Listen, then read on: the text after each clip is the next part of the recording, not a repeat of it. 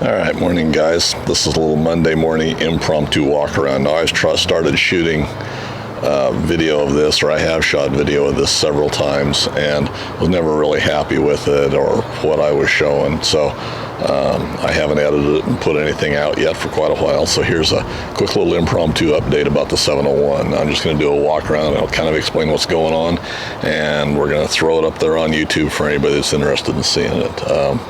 Any questions, why, shoot them at me and we'll see if we can answer them. So here's the 701 at this stage. We've got wings mounted. The tops of the wings are not finished out. Actually, the ends aren't finished out either, but the tops of the wings are not finished out. I'm still working on fuel tanks. Actually, I've got material for fuel tanks that'll show up today. I had previously formed up fuel tanks for in this and wasn't real happy with the way they were welding up. So I've kind of changed tact a little bit, and we're going to start over from scratch again here. So today there'll be material that FedEx will come rolling in with.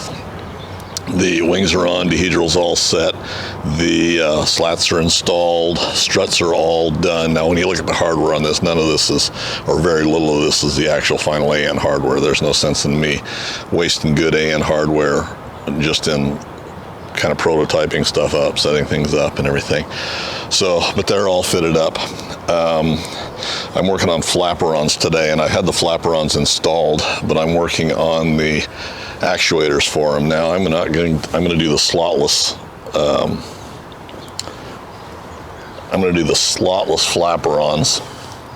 So we're not going to have that big banana cut out of them. You can see the hole underneath there, where I've got the hole in both of them now. I'm still waiting on the flange bearings that are going to mount everything in, but today I'm working on the rest of the materials to get them mounted on the end. I've already got the tubing cut, and I've got the plate sitting on the bench, so that's the project for the day, is probably get those cut out and welded up and fitted to the ends of the flaperons.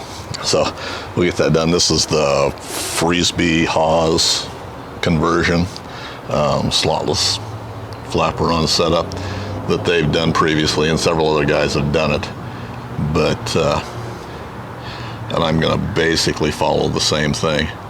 So anyway, we're getting closer with this. This is coming along. I'm really happy with the setup on it so far.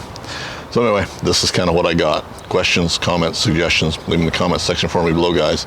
And as always, thanks for taking the time to watch.